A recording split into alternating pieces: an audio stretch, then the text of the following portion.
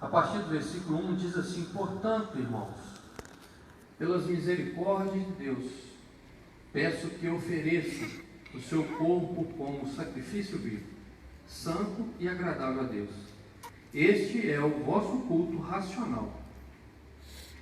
E não vivam conforme os padrões deste mundo, mas deixe que Deus os transforme pela renovação da mente, para que possam experimentar qual é a boa, agradável e perfeita vontade de Deus.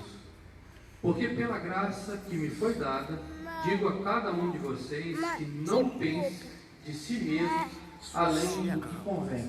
Pelo contrário, pense com moderação, segundo a medida da fé que Deus repartiu a cada um. Só até aí, amados. Romanos 12, versículo 1 até o 3. Amados, quando nós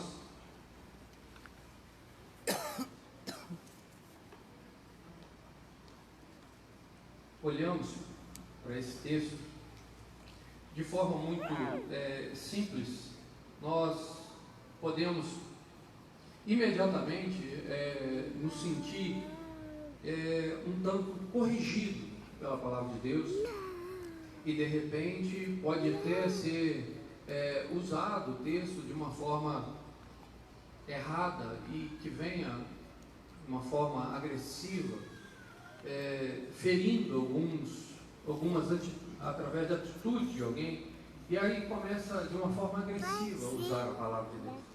Porém, esse texto, ele não tem o intuito de fazer isso. Ele tem sim de nos trazer uma consciência cristã. Ele tem sim de nos trazer um repensar das nossas atitudes, da nossa vida, de como nós estamos servindo a Deus. E sempre quando nós damos essa parada e começamos a refletir a respeito dos nossos próprios pensamentos com relação à fé, isso nos faz amadurecer, nos faz crescer, nos faz tomar rumos corretos. E é muito importante nós falarmos sobre isso. Quando o apóstolo Paulo ele vai escrever a carta aos Romanos, a epístola aos Romanos, ele tem um contexto histórico e precisa ser observado.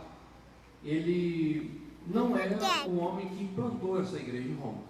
Provavelmente que essa igreja ela nasceu de algum daqueles irmãos vindo ali do Pentecostes e que se espalharam pelo mundo, e um desses ou mais chegou até Roma e ali começaram a pregar o Evangelho de Cristo, e nasce ali uma igreja cristã naquele lugar. O apóstolo Paulo ele já havia pregado naquelas regiões ali próximas e tinha ali implantado várias igrejas, e que estavam crescendo de forma em que, ao olhar para trás, tinha um resultado muito positivo. Então, aquelas regiões onde ele já havia passado, ele sabia que as coisas estavam indo bem. Era necessário ir ainda a locais que não tinha ainda ouvido o Evangelho. Então, os olhos dele vai lá e contempla a Espanha. E ele, olhando para os irmãos em Roma, sabendo das notícias dos irmãos, ele vê esses irmãos como um possível apoio, aqueles que podiam dar a ele algum suporte nessa implantação de uma igreja na Espanha. Só que ele sabe que esses irmãos em Roma, eles estavam sobre fortes contendas. Por quê? Porque havia também dentro das igrejas em Roma pessoas que haviam se convertido, mas eram judeus. Tinha os gentios, mas tinha os judeus. E esses judeus era pedra no sapato.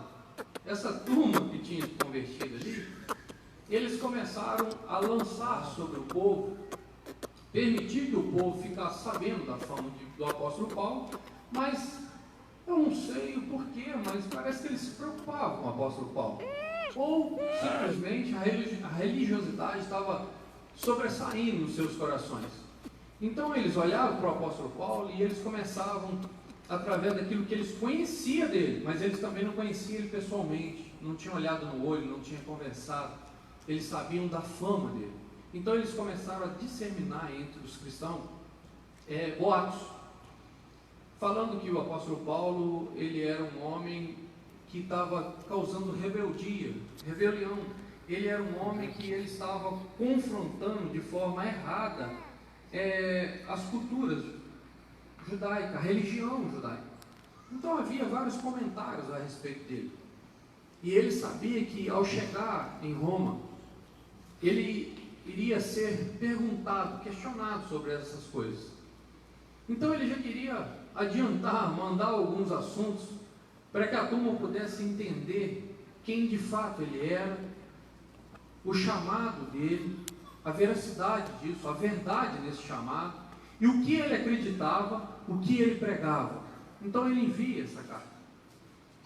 E aí nós vamos ver desde o início de Romano, ele falando sobre a condenação, que os gentios estavam perdidos, mas no capítulo 2 ele vai falar que o judeu também estava, e ele vai falar da necessidade de Cristo para salvá-los. Então ele vai falar do evangelho, o qual ele acredita e prega, para essa turma entender quem iria chegar nesse lugar. Então ele envia essa carta. Quando chega no versículo 12, aí nós vamos tratar de alguns comportamentos. No versículo 12, ele diz assim: portanto, irmãos, pela misericórdia de Deus, peço que ofereça o seu corpo como sacrifício vivo. Agora, daqui para frente, nós vamos começar a observar algumas palavras que vão fazer muito sentido para a nossa vida no dia de hoje. Olhar para um texto desse e falar assim: olha, portanto, irmãos, peço pela misericórdia de Deus, no versículo 2, e não viva conforme esse mundo. E se a gente olhar para o contexto histórico, fala assim: não, o apóstolo Paulo está se referindo àquele povo, aos desafios daquela época. Aquele povo estava enfrentando determinadas coisas que precisava ouvir isso. Se nós olharmos para a Bíblia e falar assim: olha, não, esse assunto é para aquela época. Realmente tem assuntos na Bíblia, e principalmente alguns costumes judaicos, que é para os judeus, sim, claro. Porém, a Bíblia ela é a revelação de Deus para os cristãos. E isso vai ir de geração a geração. Então essa revelação que eu estou lendo aqui é para nós nos dias de hoje. Nós precisamos, foi para aqueles cristãos e é para nós nos dias de hoje. Nós precisamos nos atentar para alguns detalhes que estão desconstruindo coisas, valores que estão sendo perdidos. Cada dia que passa, a humanidade está se tornando mais egoísta, mais solitária. Cada um está olhando para si. Ninguém quer perder tempo mais com ninguém. Ninguém quer gastar um pouco mais de amor com alguém. As falhas, sejam elas quais forem, ou seja, uma ou várias, já é um motivo para abrirmos mão de pessoas. É muito mais fácil viver a minha vida, é muito mais fácil eu cuidar da minha família do que eu cuidar de um povo. Nós aqui, nós temos o GECEL e tantos líderes aqui, tem tantas pessoas que são cuidadas por eles. Então tem hora que, olhando para o GECEL e olhando para algumas dificuldades que nós temos no GECEL, seria mais cômodo e mais fácil para nós falar: ah, não, esse povo não quer nada não, deixa isso para lá, vamos deixar isso para lá, eu vou viver a minha vida, eu vou cuidar da minha família. Cuidar da minha família, então, fica mais fácil ainda, porque é pessoas que estão ao meu lado e que eu amo, daria a minha vida por eles, que é a minha esposa e a minha filha, e são só duas, e eu sei, na maioria das vezes, o que elas pensam a respeito de mim. Aí, olhando para esse contexto de abrir mão, amados, eu comecei a orar sobre isso, pensar sobre isso, e Deus vai trazendo coisas no coração da gente que a gente se sente envergonhado. Quando nós pensamos em desistir de um grupo pequeno do GECEL, vem para nós o confronto: olha, é mesmo, você vai desistir de 2, 3 pessoas que estão te trazendo problema, e pessoas que na verdade estão precisando ser amadas. Aí eu fiquei pensando assim: Jesus, Jesus tratava com a turma, e na sua onisciência, ele sabia o que cada um pensava a respeito dele. E eu estou livre disso, você está livre disso. Eu não sei o que os meus liderados do meu GCL pensam a respeito de mim. Vez ou outra, manifesta um problema, né? Olha, eu preciso de ajuda nisso, vamos orar por isso. Conversa comigo a respeito disso, me aconselha a respeito daquilo outro. Então eu sei aquilo que é confessado, mas eu não sei aquilo que passa no coração deles. Então se eles estão pensando às vezes mal de mim, eu não consigo saber. Então fica mais fácil eu ter paciência com eles e amá-los. Eu não posso descartá-los. Agora Jesus estava com a turma, ele escutava alto o que estava no coração deles, e mesmo assim não desistiu de mim. Todos que foram a ele, receberam uma palavra de conforto, receberam uma palavra de direção, foram amados, foram carinhados, foram perdoados. E nós não temos direito de abrir mão de ninguém e de sermos egoístas de forma nenhuma. Então esse texto vai tratar alguns comportamentos nossos que precisam ser repensados.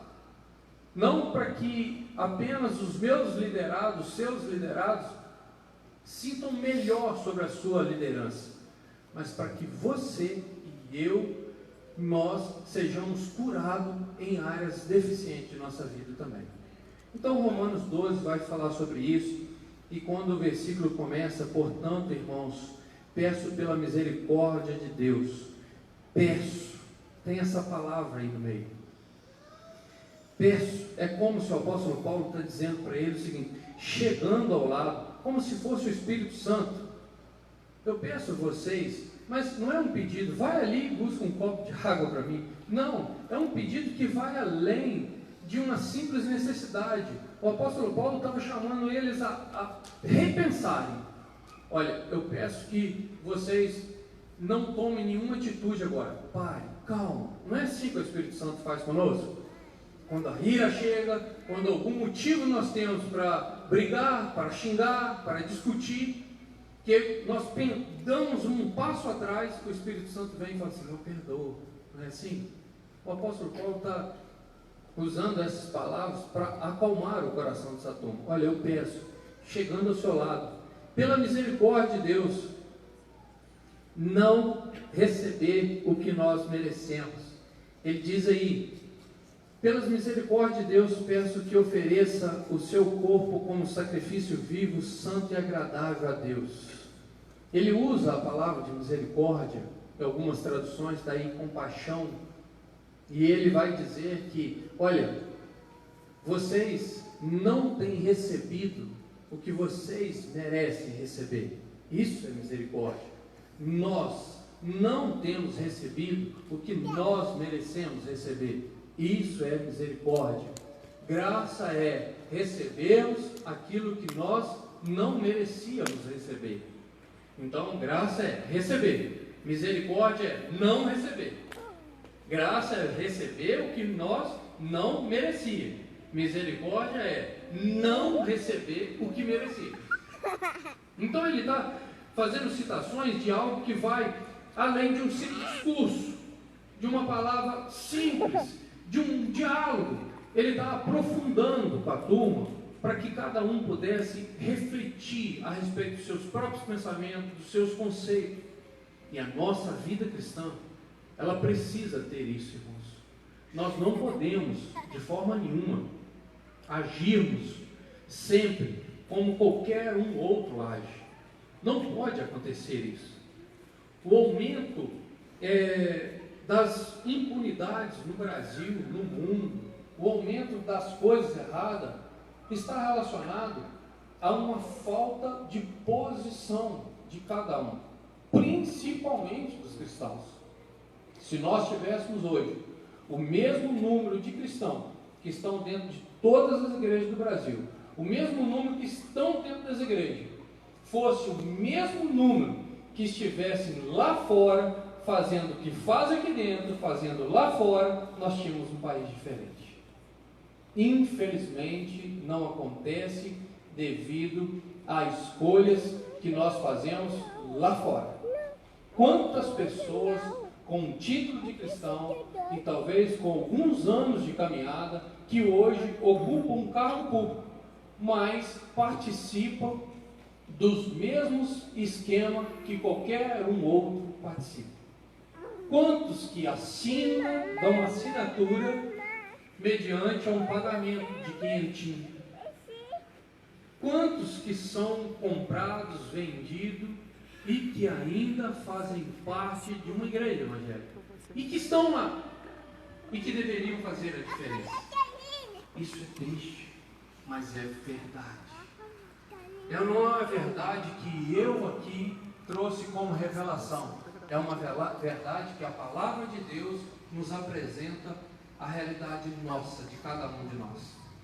Então o apóstolo Paulo está falando sobre escolhas que nós precisamos fazer e que elas vão mudar tanto a nossa vida quanto mudar a do outro.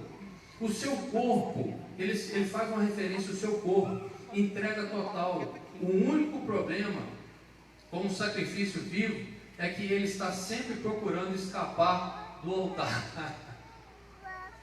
Quando ele fala de um sacrifício vivo, ele vai lá fundo, ele vai profundo. Todo animal que fosse levado para ser sacrificado, o cordeirinho lá, ele não deitava em cima da lenha, tranquilo, e mete fogo, o fogo está quente, ele está lá não. Ele teria que ser amarrado. Amarrava o pé do bicho, amarrava o pescoço dele, amarrava ele na lenha e sapecava o fogo em cima. Se solta ele, ele não queimava, vazava. E o apóstolo Paulo está fazendo essa comparação porque às vezes nós estamos tendo a mesma atitude que o cordeiro. Ele, de uma forma irracional, correndo daquilo que estava queimando ele, mas nós corremos daquilo que vai nos transformar e não nos queimar. Nós corremos de algo não físico, mas de espiritual. Todos os dias nós deveríamos ser colocados, como o apóstolo Paulo está se referindo aqui, como um sacrifício vivo. Mas nós não poderíamos correr de forma nenhuma desse altar, porque esse altar de hoje, que ele está se referindo, não é o de sacrifício do Velho Testamento, mas é um altar de transformação, é um altar de mudança de comportamento, é um altar de mudança de pensamento, é um altar de mudança de escolhas, de práticas. Quantos hoje nós vemos virar, eu acho super engraçado e ao mesmo tempo faz uma raivazinha, virar e falar assim: não, essa roupa aqui eu não posso ir na igreja. Nossa, eu quase caio para trás quando escuto isso. Essa roupa você não pode ir na igreja. Meu Deus, então essa roupa você não pode ir em lugar nenhum. Você é cristão. Aleluia. Se a roupa não pode vir na igreja, ela não pode vir em lugar nenhum. Ela não deveria estar no seu guarda-roupa. Ah, essa bermuda não podia vestir, essa camiseta não podia vestir. Cara, então joga essa maldição fora. Não veste mais, nunca mais. Isso eu estou dando um exemplo básico, é de uma roupa que parece não ter muita importância, mas tem. É através de uma roupa que às vezes não está na igreja, mas está no guarda-roupa em casa, está na praça. Essa roupa, ela contribui para uma frieza espiritual terrível. E a pessoa que está sobre essa frieza espiritual, sobre essas práticas, ela está sujeita a outras práticas piores também. É triste nós vermos, amado, o relato de pessoas que deveriam ser o exemplo, mas pessoas que estão envolvidas com todo tipo de porcaria.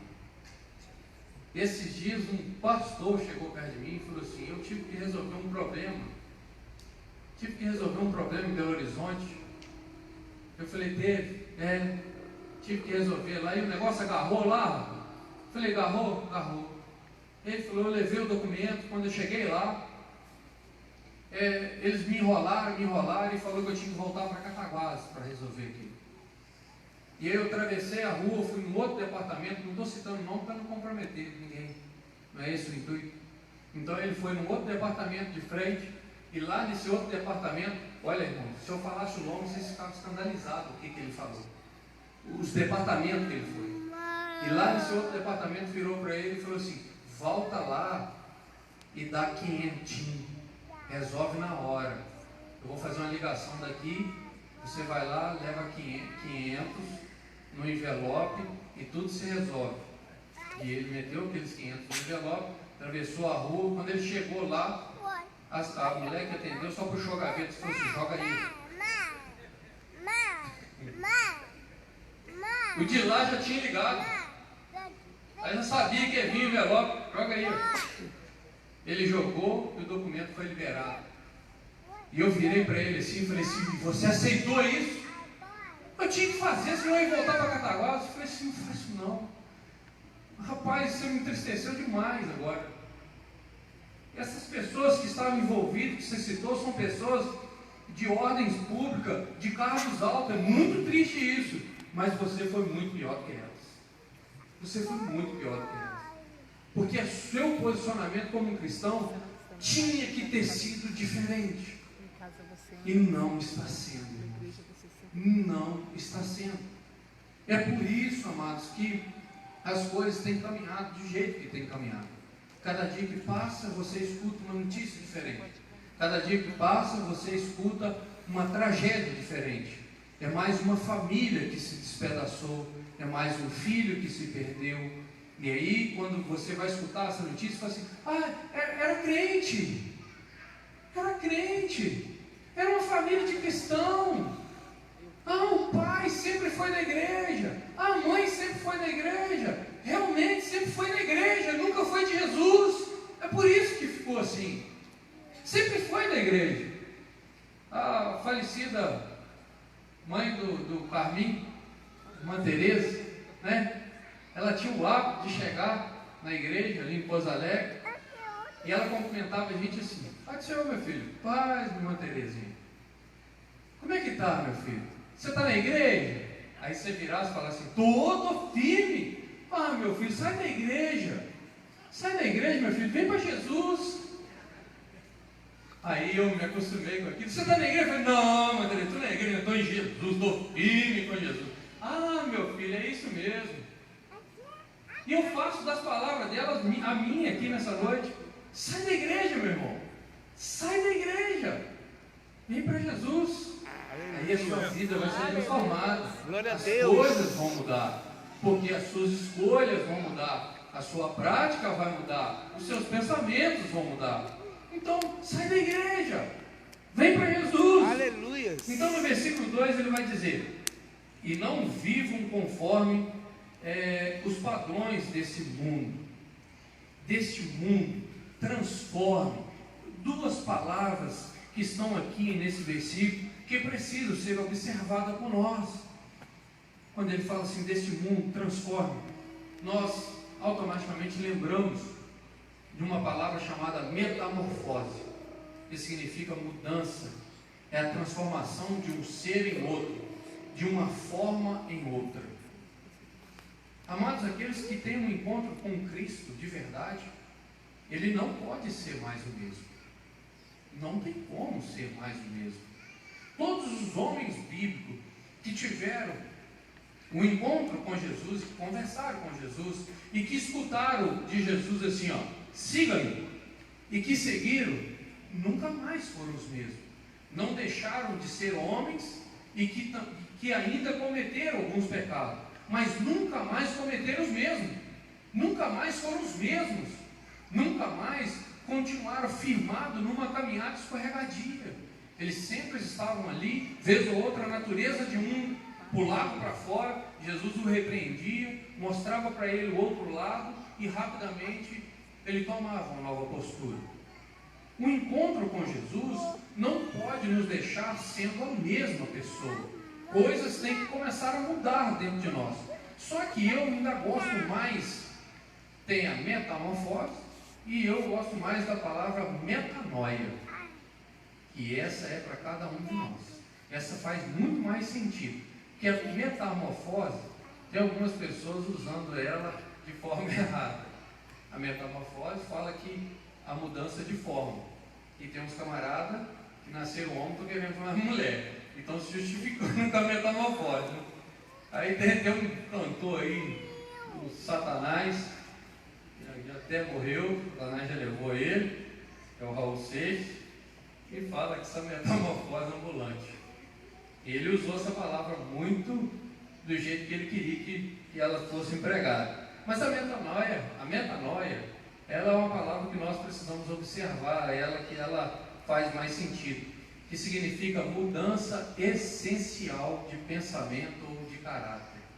Isso é para mim, isso é para você.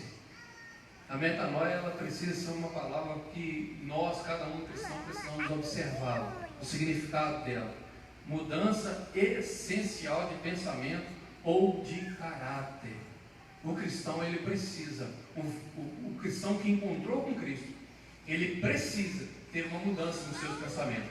Ele precisa ter uma mudança no seu caráter.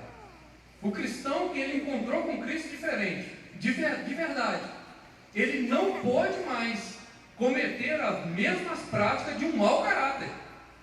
O cara que comprava e não pagava, agora está dentro da igreja. A única coisa que mudou foi a roupa e acrescentou uma Bíblia na mão.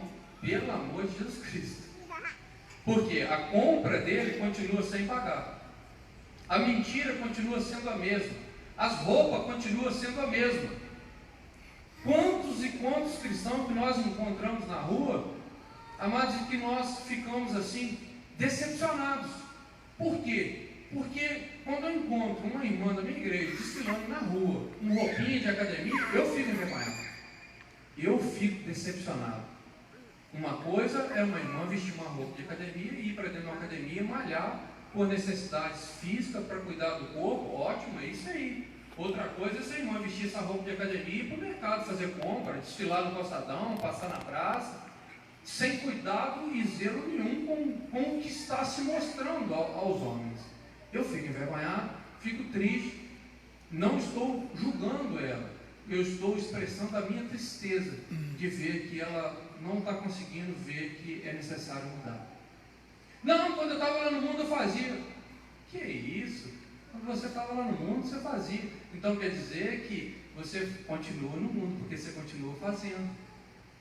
É o que a irmã Terezinha falou. O único lugar que você conseguiu chegar foi na igreja. Mas você não conseguiu chegar em Cristo. Você não conseguiu encontrar com Cristo. Irmãos, que às vezes nós, conversando com outra pessoa, fala assim, aquele cara da sua igreja já gelo. Fulano da sua igreja já fica assim, meu Deus, o que vai vir? Aí eu gaguejo, não sei, eu vi ele lá. Ah, teve lá. Mas fala, o que está acontecendo? Rapaz, um dia eu cheguei, um açougueiro, um colega meu, falou, fulano da sua igreja, não sei, já teve um tempo lá. O rapaz tem um ano que ele me deve. Eu falei, pelo amor de Deus, esqueceu, perdoa ele, cara. Não, ele não esqueceu não, marido. Eu falei, esqueceu? Perdoa ele. Ele falou, não esqueceu, marido, não esqueceu. Eu falei, como é que você me prova que ele não esqueceu? Ele falou, todo dia, marido, quando ele vai pegar o ônibus, o ponto é em frente ao açougue. Lá do ponto ele fala assim, Pai do Senhor, meu irmão, não esqueci de você. Também não lembrou. Eu falei, faz isso? Faz. Dadareno ele. Eu falei, ele faz isso mesmo? Faz, mano. Todo dia no ponto do ônibus. Ele faz questão, Pai do Senhor, meu irmão. Pai do Senhor. Porque o assunto também é do crente. Pai, meu irmão, pai. Olha, não esqueci de você não, tá? Eu também não lembrou. Faz. Eu falei, rapaz, eu não sei o que falar, mano. Ele é de sua igreja, mas não sei mais não. Mas um dia o pastor Piano pregando aqui falou assim, não, nossa igreja, nós temos que amar. Eu falei, então tá, é. Aí agora quando alguém me pergunta, é assim. Vai ser consertado. Jesus está trabalhando. Está descendo uma marreta nele, daqui a pouco as coisas vão se acomodar. E vai devagar. Então, amados, essa mudança essencial de pensamento e de caráter, uma transformação espiritual, ela precisa acontecer com quem encontra com Cristo. Todos os dias tem várias influências do mundo que insiste em tentar encontrar com uma natureza pecaminosa que está aqui e está aí. Todos os dias, quando nós estamos caminhando por essas ruas, tem de forma muito insistente o pecado tentando encontrar com uma natureza pecaminosa que existe em nós.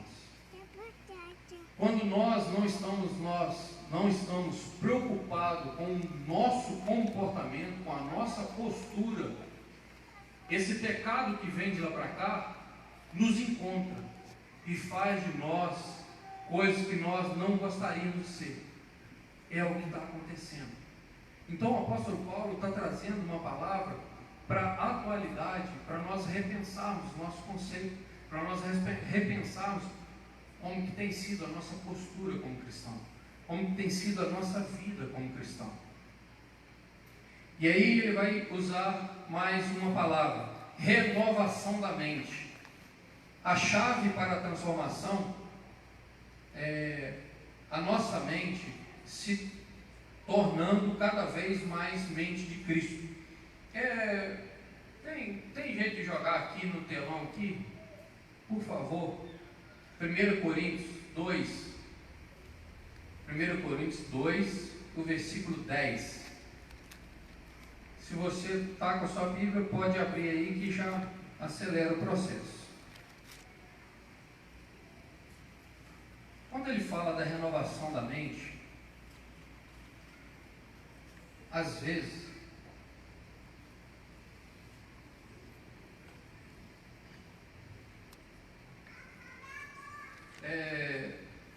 pode acontecer um pensamento errado com relação a isso. Nós começamos a olhar a mente ser renovada e hoje, devido ao caminho que a humanidade está tomando, hoje nós escutamos muito e cada dia que passa aparece um novo na internet. Por quê? A internet é o local de encontro. Então tudo que quer vender, que vai comprar, mudança de pensamento, de comportamento, é na internet. Então cada dia que passa na internet nasce um novo guru. Inteligência espiritual, pensamento positivo, mensagem do dia, e vai aparecendo essas coisas. E pessoas que estão ali falando sobre sentimentos diários de cada um. E aí a pessoa olha o videozinho, começa a acompanhar aquele guru e começa a se sentir bem. Por quê? Porque ele está aconselhando que devemos ter pensamento positivo. Ele está aconselhando que nós temos que bloquear, nós temos o poder de bloquear pensamentos negativos. E a turma está morrendo de depressão. Se tem poder de bloquear o pensamento negativo, como é que morre gente de depressão? Como é que cada dia que passa fica mais gente depressiva? Será que nós, ser humano, tem o poder de bloquear o pensamento negativo? Com essa natureza pecaminosa que nós temos? Não tem, não. Nós podemos acompanhar pessoas que vão nos ajudar a respeito disso, nos incentivar a respeito disso, só que a única forma de você mudar os pensamentos e bloquear o pensamento negativo é se o seu coração, que é o nosso coração aqui, estiver cheio de coisas positivas. Automaticamente vai bloquear o negativo. E como que você vai encher aqui de coisas positivas? Você vai encher de coisas positivas quando você procurar coisas que não vão te decepcionar. E sabe aonde você vai encontrar coisas que não vão te decepcionar? Aqui, ó.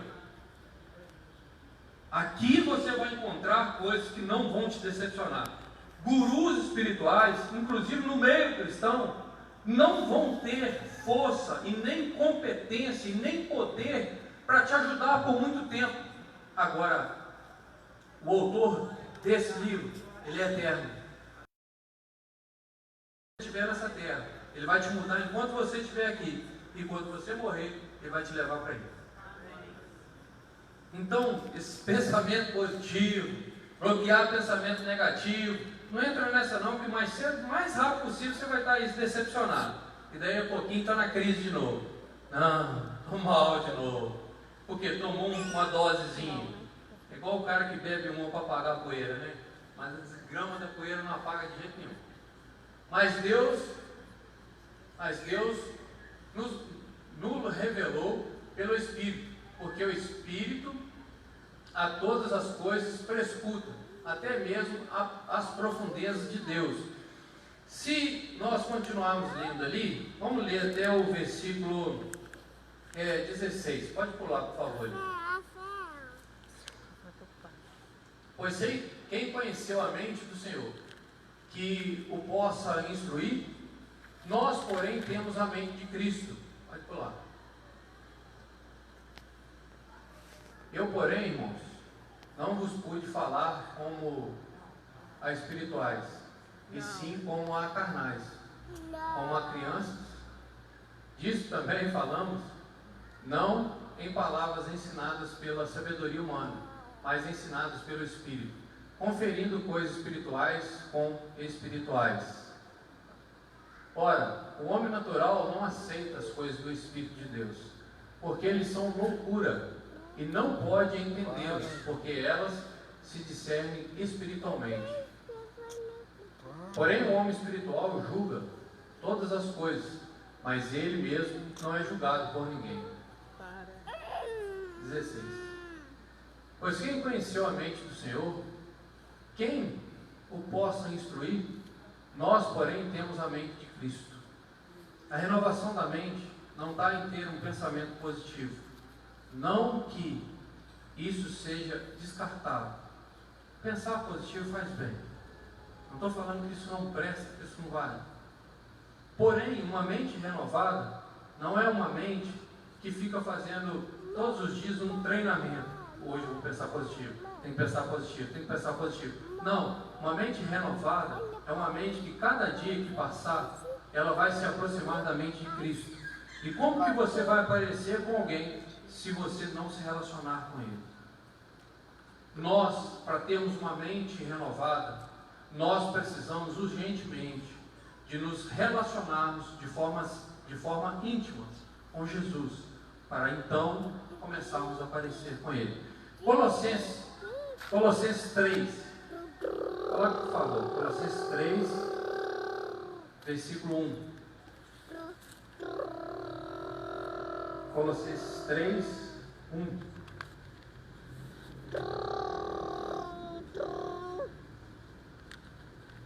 Portanto, se foste ressuscitados juntamente com Cristo, buscai as coisas lá do alto, onde Cristo vive, assentado à direita de Deus. 2, versículo 2. Pensai nas coisas lá do alto, não nas que são aqui da terra. 3. Porque morrestes, e a vossa vida está oculta juntamente com Cristo em Deus. 4. Quando Cristo, que é a nossa vida, se manifestar então, vós também sereis manifestos com Ele em glória. Existem formas de termos uma mente renovada. Quando nós queremos e buscarmos conhecimento do que o Senhor nos instrui. A Bíblia vai dizer que, ao nos aproximarmos com o Senhor, sim, nós o conheceremos, porque Ele vai dar-se o direito a nós de conhecermos Ele. E Ele vai nos ensinar o que realmente deve pensar. E a Bíblia vai dizer que o melhor pensamento é o pensamento que nós direcionamos Ele às coisas do alto e não dessa terra. Temos que preocupar com o pão de cada dia em paz. Temos que preocupar com o que está acontecendo na cidade? Precisamos preocupar. Porém, isso não pode virar um estilo de vida do cristão. Nós oramos pela nossa cidade, como eu fiz aqui, mas nós buscamos em oração uma intimidade nossa com Deus. Porque não conformar com esse mundo não é não conformar com o pecado do meu próximo. Esse versículo está dizendo para não conformar com o mundo, mas é eu não conformar com o meu próprio pecado, é você não conformar com o seu próprio pecado, não é eu ficar brigando com os outros. A única coisa que eu vou fazer é criar distanciamento, ira no meu coração, tristeza. Agora, se eu me preocupar com os meus pecados, eu vou me tornar um cidadão melhor. Se cada um preocupar com os seus pecados, e que temos muito, nós nos tornaremos cidadão melhor. E a nossa cidade vai ser beneficiada por homens e mulheres melhores lá fora. Eu fico olhando, às vezes, algumas atitudes, eu gosto muito de comparar o prático. Às vezes, amado, nós olhamos dois tipos de comportamento. Eu já vi algumas abordagens policial que quando acontece, e eu já vi alguns tupetudos virar e põe a mão em mim, não. Falei, graças a Deus que Deus me livrou de ser um policial. Graças a Deus. Deus usou meu pai, que eu queria muito. Põe a mão em mim, não. Contrapartida, eu vejo alguns sendo abordados. Não, sim senhor. Não, o senhor está certo. Tudo bem. Ele está de farda, ele é uma autoridade. Não, sim senhor. Eu errei. Não, pode mudar. Eu, um dia, parei meu carro num lugar errado, perto da Caixa Econômica Federal, escutei o apito, falei, meu Deus. Aí eu comecei a orar. Falei, meu Deus, não deixe o policial gritar comigo. Eu estou errado. Se ele gritar, eu vou ficar envergonhado. E eu cheguei perto dele. Você que é o dono do carro? Eu falei, mas não grita, pelo amor de Deus, eu estou errado demais. Falei assim, sou, moço. Sou sim, senhor. Mas você parou no lugar errado? Parei. Errei mesmo. O senhor me desculpa, vê o que tem que fazer, multa, guincha, mas não grita comigo. Todo mundo vai ver que é eu que errei. Não grita, vai que está passando aqui os meus irmãos, e o meu Senhor está vendo o erro que eu cometi, pior ainda. Passa um irmão, vê só gritando, não grita não. Aí ele olhou e me viu o quanto que eu reverenciei ele, não para suborná-lo. Ele virou para mim e falou assim, Deus te livre de um dia você precisar dessa vaga. Eu falei, que era uma vaga de deficiente. Eu falei, poxa vida. Aí, Deus te livre de um dia você depender dessa vaga. Me deu vontade, aí ele falou assim, pode ir embora, meu filho. Eu quase que eu corri atrás dele, puxei ele, muda, guincha. É melhor do que o senhor ter falado isso comigo, porque doeu muito mais. Era mais fácil eu pagar a multa do que eu dormir com esse peso na consciência. Muda meu carro. Vamos embora. E rachei fora. Nós, como cristãos, amados, nós temos que olhar para as autoridades com respeito. Respeitando as pessoas mais velhas. Respeito. O mundo precisa de homens e mulheres transformados. Homens e mulheres que servem a Deus não só com visitas a um culto, mas com práticas diárias. O mundo está carecendo, está gritando de pessoas que apresentem o verdadeiro evangelho através das suas práticas lá fora. O mundo precisa de resposta, e quem tem resposta são os filhos de Deus. É cada um de nós. Nós é que precisamos apresentar lá fora o que realmente Jesus é: amor, perdão, compreensão, domínio próprio. Nós precisamos apresentar isso lá fora. Então, para concluir, a Bíblia vai dizer esse versículo vai dizer de boa, agradável e perfeita vontade. Às vezes podemos concordar que Deus está fazendo o que é bom e perfeito, mas nada agradável. Quando passamos a sentir que também é agradável, chegamos à plenitude de andar na vontade de Deus. Então não é difícil nós entendermos que o que está acontecendo é bom, que o que está acontecendo é perfeito, até mesmo porque às vezes nós nos acostumamos em usar algumas frases. No meio do sofrimento, mesmo no meio do sofrimento, não, Deus é perfeito, Deus sabe o que faz, tudo que Deus faz é bom. Mas se você perguntar para a pessoa, você está agradando disso? Não, eu não estou agradando. Só que a Bíblia vai dizer, em Salmo 40, do versículo 1, depois você pode ler, vai falar de uma glorificação do salmista Davi, vai falar de uma glorificação, de uma exaltação a Deus, de como nos comportar, de como nós comportar, de como nós agradecemos a Deus.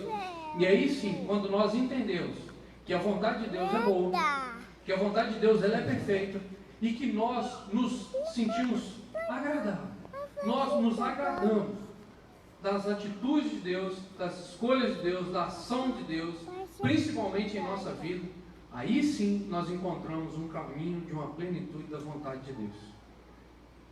E o mundo precisa de mais cristãos que encontrem essa vontade de Deus e que aceite ela de bom grado.